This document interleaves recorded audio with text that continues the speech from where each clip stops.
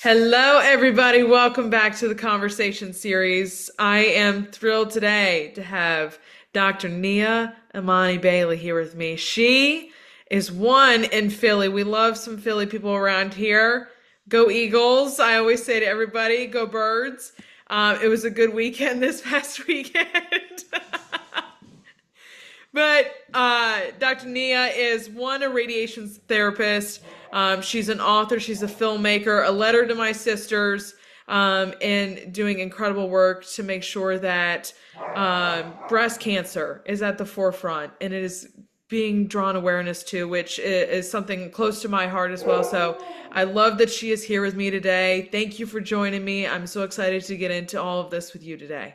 Thank you so much for having me. I'm loving it. You're the Yes. best. Yes. I would love to hear your story and how your connection to breast cancer and where your start is with that, because I think everybody's got something personal with breast cancer or specific cancer. So would love to hear your connection there first.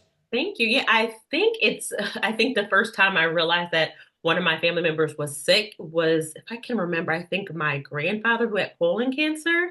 Okay. Yep. And the older that I got, it was this person has prostate, this person has breast, this person has multiple myeloma. And that has been my connection. Everybody in my family has some type of cancer, whether they were diagnosed and doing fine or passed from it or had cancer, but now surviving and thriving. So that has sort of been my connection throughout my life. Yep. It wasn't until my father was diagnosed with prostate cancer. I was like, I need to get in the same field that helped him. And he had radiation therapy. So that's how I became a radiation therapist. But the connection to breast cancer has always been in my life because a lot of people that I loved had breast cancer and other types of cancers as well. Yes. I was the same way. My grandfather had colon and stomach. My Wow. grandmother on my mom's side had breast cancer. She's battled it twice. And then my dad's mother also had breast cancer and has battled it and won. But it is something that's very close to my heart because it's always one that we've really advocated for, that we've always really tried to raise money for. And that we've always been given the warning, my sisters and my younger cousins, of, hey, you guys are probably going to have to test early. You guys are probably going to have to get a mammogram. What is your work there in making sure that, the future of healthcare, people who do really need this are getting tested in a timely manner, are making sure and are aware of the things that they need to be doing to make sure they're okay? Great question. I think my umbrella is advocacy. Okay. So I have a friend of mine who was diagnosed when she was, I want to say 20, 28, something like that. So her son has to get his mammograms, ultrasound when he's 18 years old. Wow. So that's something that we don't talk about, but the rule is the age at which you are diagnosed, your children will be tested 10 years, Okay.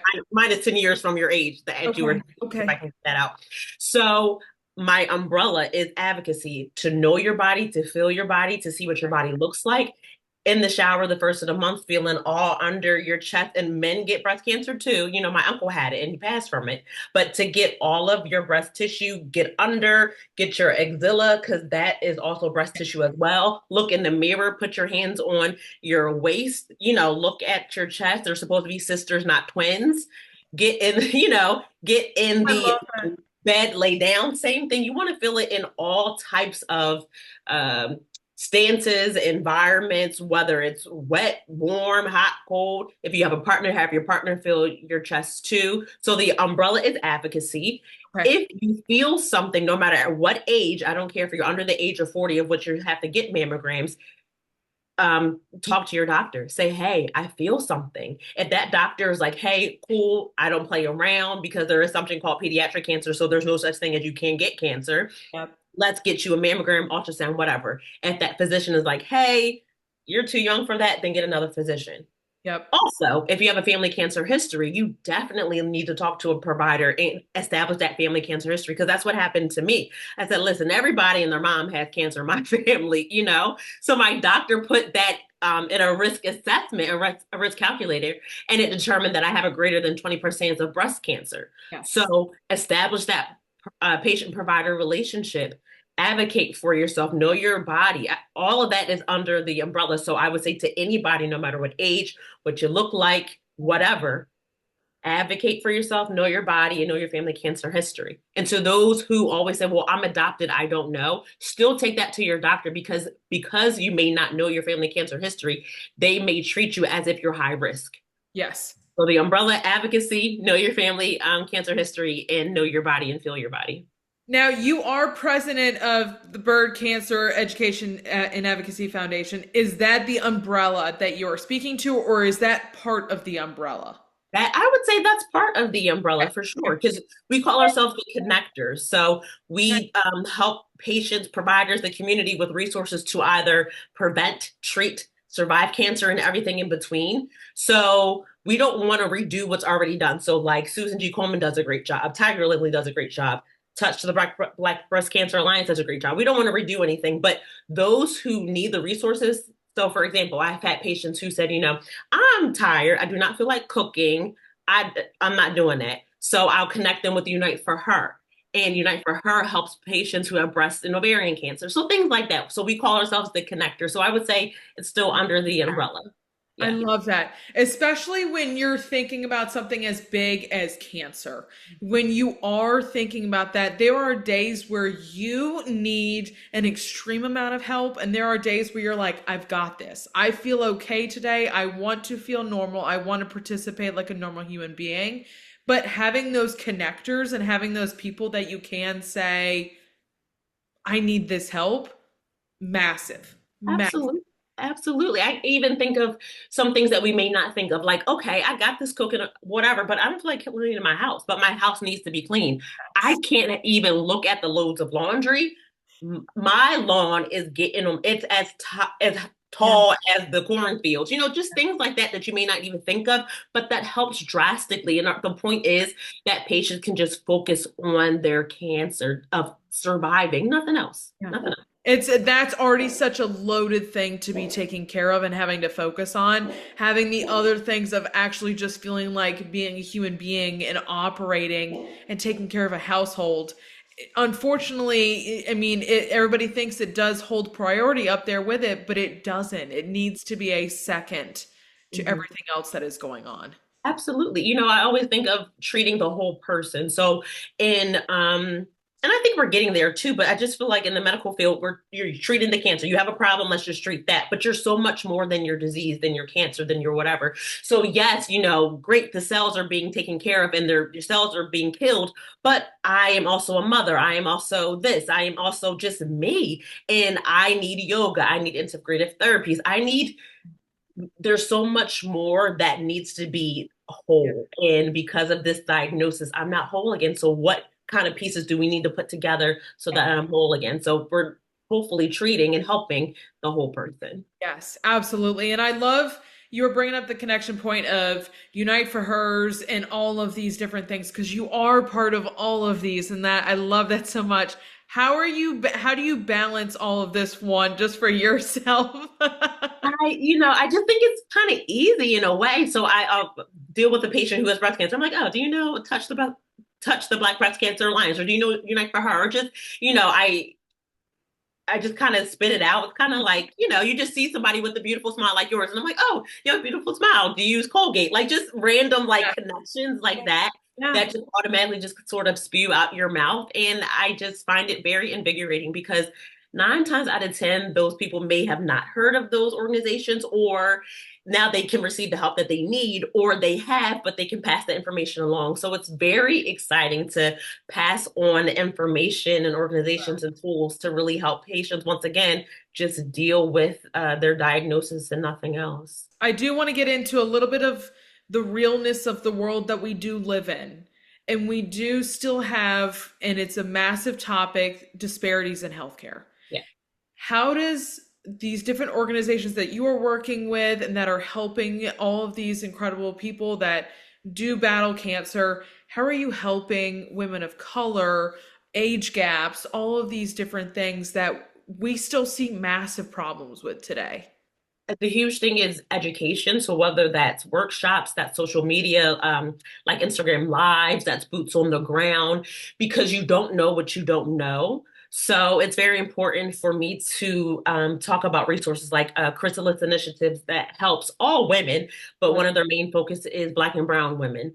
Yep. Or Live Like Lucas, because a lot of people tend to forget pediatric cancer, but Live Like Lucas helps patients and their families deal with pediatric cancer, because it's not just the little baby, but it's also the mom or the dad that now can't work, or, just things like that. So just really word of mouth, boots on the ground, education, workshops, expos that we've had last, well, April, but we're going to have next year. So just word of mouth education and just getting the information out there, and connecting them to the community that they need. Okay.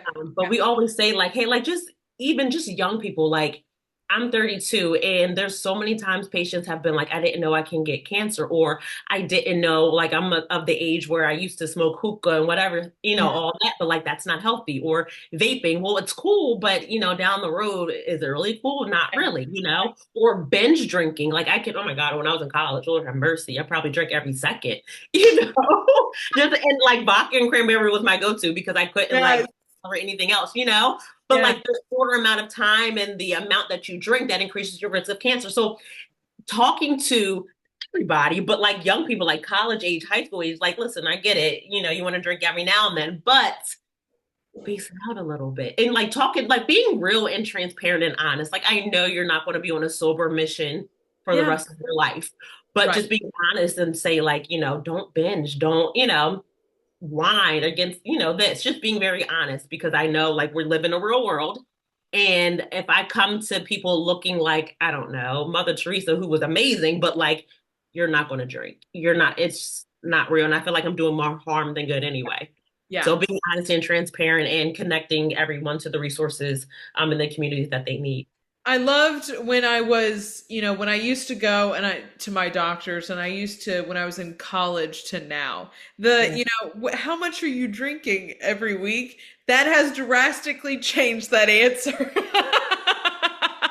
So important. And you think about it, like we all typically binge drink, because usually Monday through Thursday you don't Yeah. drink, and Yeah. then Friday, Saturday, Sunday you do. Well, that's categorized as binge drinking. So, that's that information, that education information that needs to go out there. Because what are we supposed to do? We Yeah. don't drink during the week, or what types of alcohol or wines that are more healthier than the other. So that type of honest conversation, information, and education to get out to everybody is so important, because, like I said, you don't know what you don't know. Exactly, exactly. Especially, I do want to hit on the things that, can speed up cancer. If it is one of those things that we were talking about it, your family has a history of cancer, there is a very good chance that you will somewhere down the line have something happen. Those things, and people don't pay attention to those things that can help Yeah. instead of help you fight it. Absolutely. It's like an equation, So like for me, I do have a cancer gene, BCL6, which increases my risk for lymphoma. So okay, Nia plus, I binge drink plus, Yeah. I eat cheese steaks every day plus, which I kind of do, so maybe I should really get my life together. Plus, I have diabetes plus, I have this plus, plus, plus, plus, plus, increases my risk of getting cancer, to your point. So yes, I may not be able to help my genetic disposition, but everything else I can help. And I'm not saying it's easy to, if you're used to vaping, you're used to smoking, but no, but just cut it down to eventually, Yeah. smoking, for example, you don't do it anymore, like, but I know it's hard, but Yeah. it gives you a better prognosis of life, we want to live. We want to live a long, long, healthy life. Yep. Yep. My dad says all the time, at least once a week to my sister and I, it is a marathon, not a sprint. It's so true. So It's true. so true. And that alone sort of gives me anxiety a little bit, like, oh my God, what's going Yeah. to come around the bend? The fact that it's a marathon. But Yes. like I love that though, because it also gives me hope. I always make the joke. I'm like, are we running the New York City Marathon or are we running the Boston Marathon? I'm like, what marathon are we running? All of them. Yeah. I'm like, is it going to be extremely hilly or is it just one that we're going to, Probably. yeah, Yeah. yeah. Yes, yes. I always like to make the smart ass comment back to him whenever he says it to me. He's probably like, that's my daughter. That's one of my kids. That's it right there. I do want to hop to the beautiful documentary you made, A Letter to My Sisters, focusing on breast cancer in young women. How did you put this hat on? What made you want to put this filmmaker hat on? Yeah, my friend Najee Grant, he was like, you just have to write a documentary. And I'm like, I'm grown, don't tell me what to do. And it wasn't until it wasn't until like I literally had to sit down, like I had hip surgery, like I'm old, right? And I was watching the Golden Girls every day, and I'm like, maybe I should do something with my time. So I ended up writing it because I just realized there were so many young women that I was treating. The one woman looked just like me. She had braids like me, Yeah. gold anklet, and she was 24 years old and passed of breast cancer. And it just was a continual story, whether you're 24, a patient of mine was 41 and passed, things like that. So I'm like, I don't think that young women know that they can get breast cancer, like just at all. So I ended up interviewing three patients of mine, but they turned out to be my friends. So the one woman, her name is Janique Rivera, now McGriff, and she was diagnosed when she was 29 years old, and she is Puerto Rican, Chinese, and Jamaican. And she tells her story of advocacy because she was like, listen, there's something wrong with my breast. And they're like, you're too young. You're too young. So finally, she was like, I'm going to put my breast on the table and y'all going to have to figure something out. And it turns out that she had an aggressive type of breast cancer, triple negative breast cancer. So thank God she advocated for herself. And in her trajectory, the breast cancer went to her lung and went to her brain. And clinically, she should not even be here anymore, but she is, and she's married and she has children. But she always says if she did not like advocate for herself, she Yeah. wouldn't be here.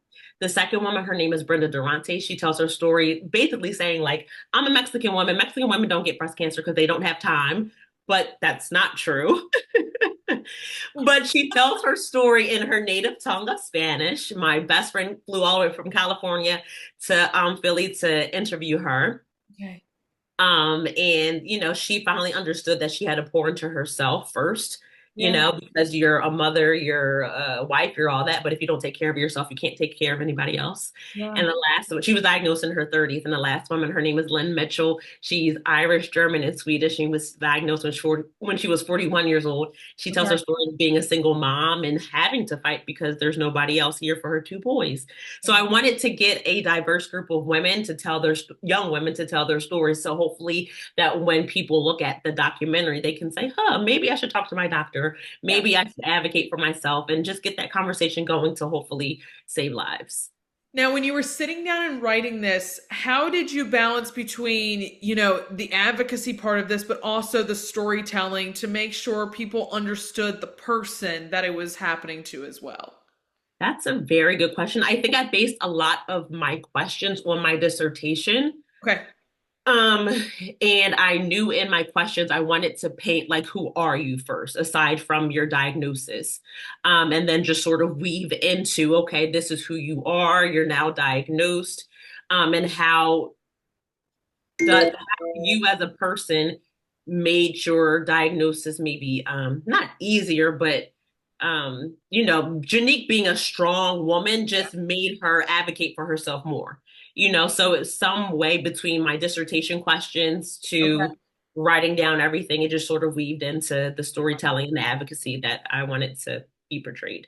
When this went live, what was the emotion from you on that part? Was it a sense of relief? Was it a sense of like, my God, this is out there? What was that emotion for you?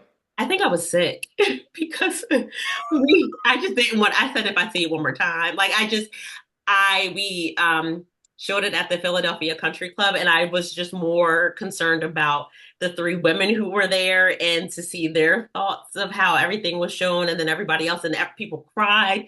They were, sort of just excited to talk to their family and establish a patient-provider relationship. So that was, very relieving to me. But as it was being shown, I don't think I was in the room. Everybody's like, you don't like to watch yourself. Like I've been putting together videos, I'll sit in front of a camera, I'll Yeah. speak, but like editing these episodes I still am like, I can't watch myself. I hate it. Hearing yourself, I mean, I don't think my voice was even in it, but I'm just like, It's something about it. You're like watching other people watch what you've created or listened or whatever it may be. Like it's like your shoulders are up here. You're like, I can't do Yes. it. I can't It's do it. so it's funny. There's a R&B singer, Erica Badu, and before she sings her song, she was like, "I'm an artist and I'm sensitive about my shit," and that's how I feel. Like I'm just, but of Yeah. course, if there's honest and respectful criticism, it's fine. Like I'm not against that, but it's just like, oh my gosh, this is like my baby. Like, You want it to do well. You've like put in hours and hours, and it's just like, I can't sit here and watch all of you watch this. never. Every time it shows, I'm in the bathroom, I'm doing Yeah. something. I just can't. I'll be out here. I'm Yes, going right out here. Yep. come and get me when Yes. it's done. Yes. Is there a thought in your mind of maybe down the road doing another one, doing it in a different demographic, anything like that? Yeah, so I ended up doing another one. I letter to my sisters, the Erica Jo Robinson story, tells a story of, and today is actually her birthday, a woman who has stage 4B cancer, and she tells her story basically of watch the power of your words because, they usually say they come to life. So when she was younger, she was in a very hard space and she not had a plan to die, but if she died that day, she would be okay with because life was just so Yeah. hard. So now she's living this beautiful, thriving life. And now she gets diagnosed with stage 4B cancer. And she's like, darn it, like, Yep. I didn't mean that. Now I'm living this beautiful life. So now she is actually still currently fighting. But she always says that she's blessed that she's made it to another birthday. Yeah. So we tell her story. But yeah, my goal is to keep telling stories. I feel like as a community, as a culture, we learn by storytelling, one of the ways that we learn. And I'm not like, if I have to read another book, if I have to listen to another PowerPoint, like I might scream. But I love movies, I love documentaries. So I just figure that that's another way for people to learn and start a conversation. The funny thing is that I actually like at night, if I am sitting on the couch, I turn it on, I will get more work done during those times because I feel inspired and it's like the best ass kick in my life. Yeah. Like do something. Yeah. Like actually do something. So like listening to people's stories and watching what they're doing in their lives, it's one of my favorite things to watch. Yeah, and it puts things in perspective for me. Like every time I'm like, I'm tired and I don't want to be at work at 6 a.m. And then you listen to these people's stories and it's like, it's not to minimize what you're going through, but it definitely makes me to kick, okay, Nia, just get it together. It's not that serious. Your life is like my brother always says when I complain about things, he's like, first world problems. And It's that's like exactly what me, it is. you're not sick, you're I fine. get, I get out my little violin for my whenever I have a family member complain, I get out my little violin. Get it? So Yeah. I'm like, okay, I can do it. It's fine. Yes. You know? Yes. Yeah. Exactly. Exactly. I want to dive into, you've done a lot of podcasts, you've done some motivational speaking, but you also bring in your personal experience and your personal journey through healthcare. How have your personal health experiences shaped your advocacy work, your outlook on life, the work you do day in and day out? I think it has definitely made me more I don't want to say angry, but more passionate, Okay. because I have a very big voice and very big mouth. So I know when to speak up for myself and the fact that I have, and I'm glad I have, because now I know that because I have, I now get two screenings a year, a 3D mammogram and a breast MRI, and that was starting at 28 years old. And now I get blood work because I have the cancer gene BCL6. So when I hear people say, well, I was turned away or whatever, I just like hear these are the tools. Tell them I'm your big sister or, I'm your little cousin or whatever, and I'll help you. I'll go with you. And always in the back of my head, like this year alone, my birthday was August 26th. I had a friend who passed of breast cancer. I had another friend who passed maybe now a month ago. She was diagnosed at 26 years old with metastatic breast cancer, and she passed almost a month ago Wow. at the age of 30 of breast cancer. So those are the people that live in my head rent free all the time. A patient, Lucas Custers, who died at 10 years old. So live in my head rent free that advocate, advocate, advocate. There's no such thing as you're too young for cancer. Mhm. Um, it makes me just really passionate about everybody because I Yeah. want cancer to get to a point where it's of course eradicated, but at least chronic. So it's not a deadly sentence. You're not worried about am I going to be here, you know? Yeah. So it just really makes me go hard. Yes. And through all of this, I think the important thing that I try to focus on as well, and I can, from the passion that you have, a lot of people hear cancer and it's like doom and gloom all of a sudden. But at the same time, a lot of cancer patients that I've had the pleasure of interacting with are celebrating life to the fullest. And I think that is the beautiful thing because they they are fighting to see another birthday. They are fighting to be able to see their grandkids. They're fighting to see their own kids grow up. It's amazing. There's no negativity. There's absolutely not a shred of negativity that any of these cancer patients have. And I Absolutely. And think that is they beautiful. almost, yeah, I'm sorry. It's almost like they have a power in them. Like there was people that got on my nerves in my life. They're no longer in my life anymore. Just that power. Like I don't have time. My talk may be, Yeah. faster than yours. You're not in my life. If my mom always says peace is my priority. Yep. So if you're not bringing peace in my life, move. Out. They have this, like you said, have this power. Like, I'm flying to, or I'm just taking a road trip to, I don't know, New York Yeah. on a Thursday. Yes, on a Thursday because I'll be back from my treatment by 2 p.m. and Yep. I'm going to do it. Or you're just going to say whatever you want to feel. I mean, respectfully, but like Yes. just they Yes. but like you said, it's just this power. Like I'm going to live life to the fullest, and we say that, but once you get diagnosed with cancer, it's like, oh no, I'm Real. really living life to the It's fullest. real. Yeah. Yes, It's yes. And it's not to say that there's not bad days, there's not sad days, but the superpower that these wonderful people have, excuse me, it's unexplainable. Yeah. Yeah. And you hear when people tell stories as well, you hear the stories of she was this light in the room and things like that. And it's beautiful to hear the stories as well from people who are family members as well and how much from an external standpoint too that they were fighting and the things that they were going through. But it is like a very much of, oh, I wasn't able to go do this today. I'm gonna do it. I'm gonna do Absolutely. it today.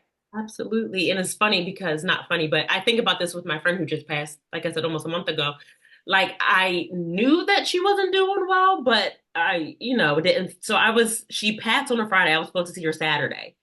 And that makes me so angry. And the concept of time makes me like, sometimes when I'm like, I'm tired, I'll do it tomorrow. I'm like, no, do it now. Yeah. Because it's like, damn it, if I would have saw her maybe like less than 24 hours before then, I would have had some time. So to your point, like just carpe diem, like Yeah. literally seize the day all the time.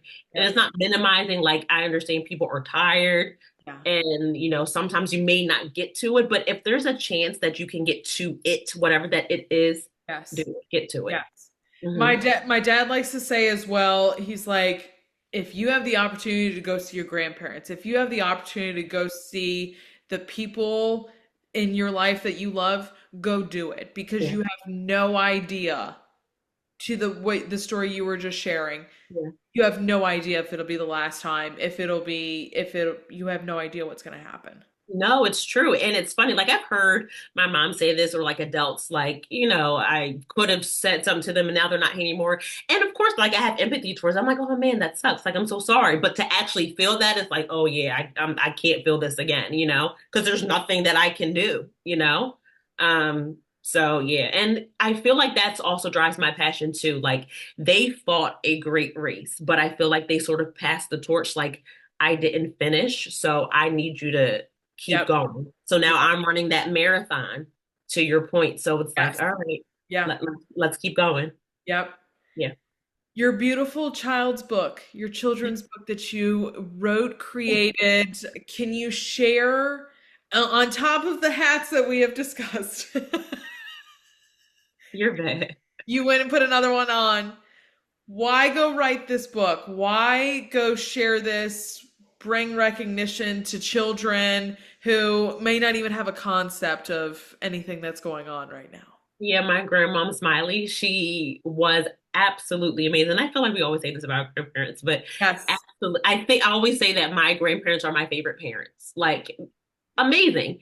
Yeah. And she always smiled and she never judged anybody. And she would say the only time you look down on someone is if you're extending a hand down to help them up.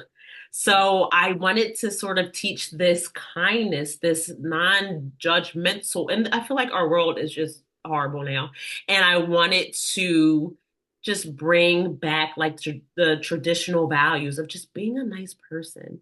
So the first book, Love Thy Neighbor, is just loving your neighbor Yeah. as you would love yourself. And it teaches the story of Smiley, of how she poured into myself, my brother, my mom, and my father. And then the second book, it's just so simple.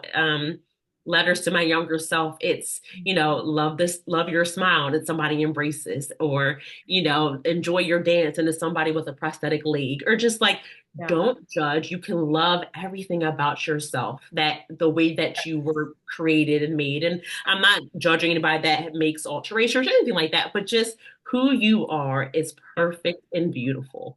So Yeah. I just wanted to just bring that back to not only children, but adults. Like sometimes, I'm insecure, sometimes whatever. I'm just like, you know what? God made me this way, so I guess it's okay, and I think it's a great reminder. No, and I love you bring that point up though of when we're kids and we see somebody with a prosthetic leg, if we see somebody in a wheelchair, as kids, it's hard for us to figure out and to understand what's happening because we haven't quite seen our younger selves like that before. So when we start to get older, and one of my best friends is a teacher, and just her having to try to explain why little Timmy isn't in school sometimes, and when he is here, he doesn't have hair because he's got leukemia. Like, those are very, very hard concepts for children to understand. And I think it's incredible to have books, to have things like this that represent all the different Yes. people you get to grow up with. Yes, it's so important to me because, like, I don't care who. Like, I even have one page agree to disagree, and there's a donkey and a what is it, elephant? Is that what it is?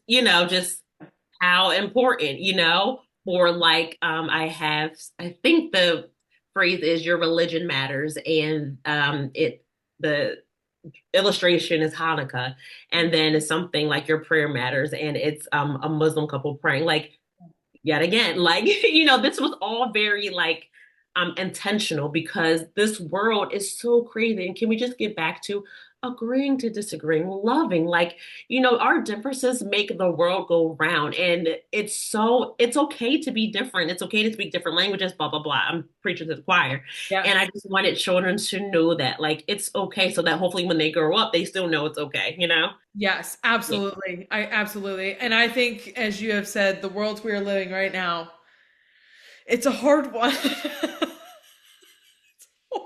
Horrible. It's I so say every day, I'm slowly just more and more losing hope in society. horrible. I mean, and then every day I have my mom like, you better read your Bible. I'm like, oh my God, I don't want to die. I want to have children. Like, thanks, mom. Read Revelation. I don't want to.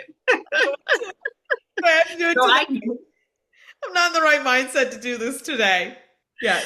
and I think that wow, it's like so dismal and so sad. It also brings me hope because there's so, as much as we hear bad things, there's so much good things in the world.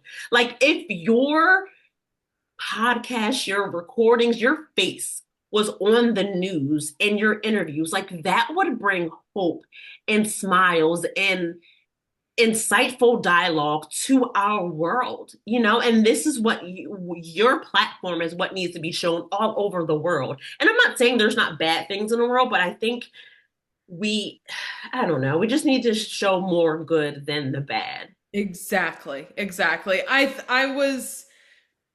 relate that to Hurricane Helene just came through. It was a month ago now.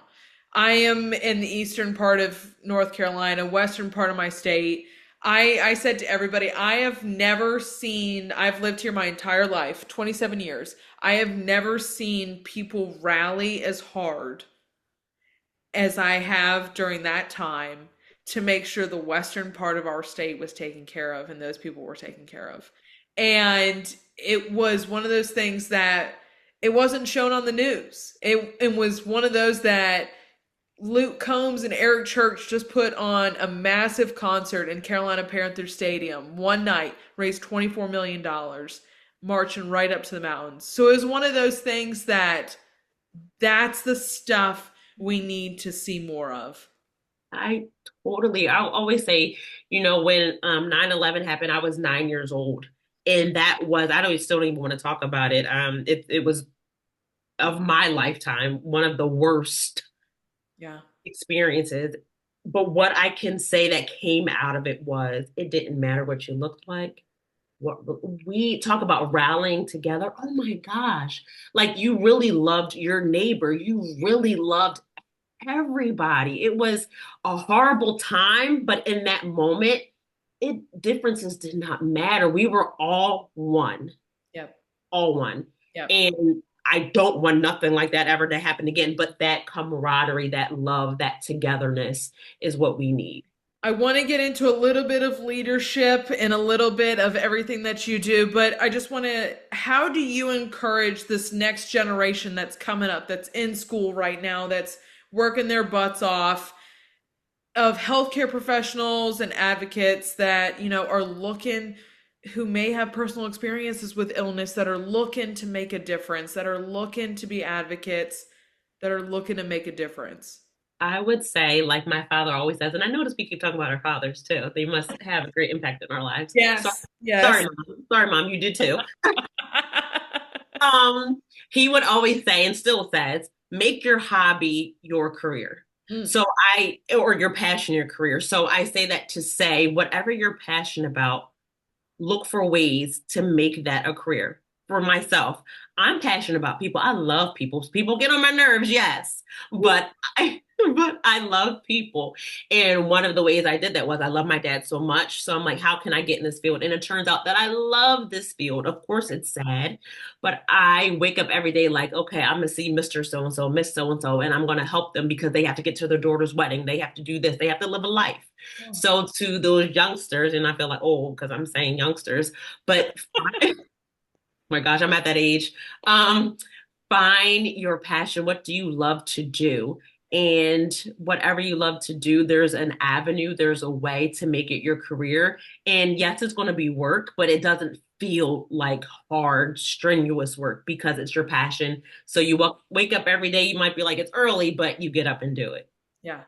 Find your passion and it will turn out to be exactly what we need as a community and in the world. While we're on passion, my last question for you is just what continues to drive your passion day in and day out for all the work that you're doing?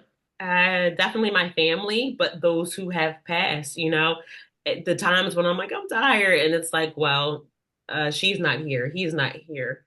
And you can't let their deaths be in vain. Yeah. So it's like you got to keep going. You got to keep going. So that's what definitely keeps driving me. Yeah. So that hopefully, by the time my nieces get old enough or I have children and they get old, if they were ever to be diagnosed, there would not be a fear of dying. It would be like, damn it, it's an inconvenience. I don't want it, but at least we can fight it. And I'll just close with this. I always say in the 80s, HIV/AIDS was a death sentence. Like Yeah. even my Uncle Kyle passed in 1985.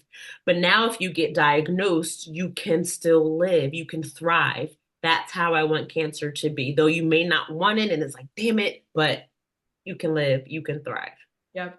I think it's one of the biggest things that I think in some sort of fashion cancer touches every single person. And it's one of those that, it might be added into a pun or a joke of the cure for cancer. It's truly one of the biggest things that I think we're all fighting for and wishing for is that cure for cancer. Mhm. And we can absolutely see something good come from this horrible disease that is just somehow or other touches all of us. Yeah. Yeah. Nia, I can't thank you so much for joining me today. Thank you for letting me dip my toe in your world. Thank you for sharing your love and your passion. And I can't wait to keep up with everything that you're doing and what you're going to do next. Thank you. I appreciate this platform. I appreciate your voice. I appreciate your smile. I appreciate all of the work that you do because it does not go unnoticed. And I'm honestly saying, like I said, I think the world needs to, this needs to be on the world's platform. I think you need to buckle up and get ready because that's exactly what's going to happen. I appreciate it. That's what the hope and goal is to take this and just make this as big as possible. Make sure all voices are heard. But I just appreciate the work that you're doing and sitting down with me today. It's a beautiful conversation to have with you.